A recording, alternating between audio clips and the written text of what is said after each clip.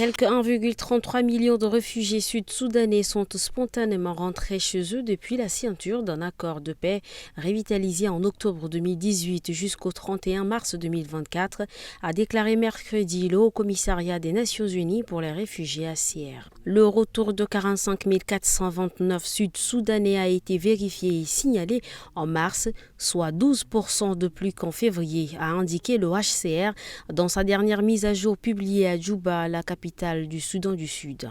Le HCR a attribué cette augmentation à l'insécurité dans leur pays d'asile, en particulier au Soudan, à l'insécurité alimentaire avec notamment la réduction de la ration alimentaire et au manque d'emploi et de moyens de subsistance. Selon le HCR, la majorité des rapatriés du mois de mars venaient du Soudan et de l'Éthiopie. Dans un communiqué du 8 mai, le groupe de concertation des acteurs politiques GCAP constate que son appel au boycott de la présidentielle a été largement suivi. Le GCAP croit fermement que les populations ont massivement boycotté la présidentielle. En ne cautionnant pas cette manœuvre de confiscation du pouvoir dynastique, le peuple tchadien a voulu envoyer un message clair. Tout ce qui sera fait sans son consentement sera dorénavant considéré comme étant destiné à aller à l'encontre de ses intérêts, dit le groupe. Pour le GCAP, le peuple tchadien veut une alternance démocratique et ne compte nullement se laisser berner une fois de plus par ceux-là même qui visent leur propre intérêt égoïste. Fin de citation. Le groupe appelle le peuple tchadien à s'apprêter pour la suite tout en demeurant vigilant afin d'assurer la victoire finale, dénonçant les menaces physiques et verbales contre les présidents membres du GCAP et leurs familles ainsi que contre les militants.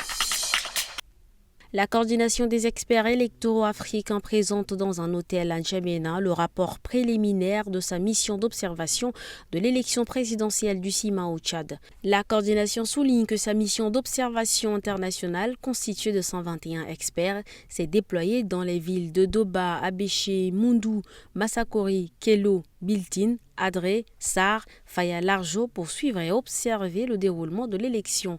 En ce qui concerne la campagne électorale, la mission dit qu'elle s'est tenue dans un climat de paix, de quiétude et de sérénité.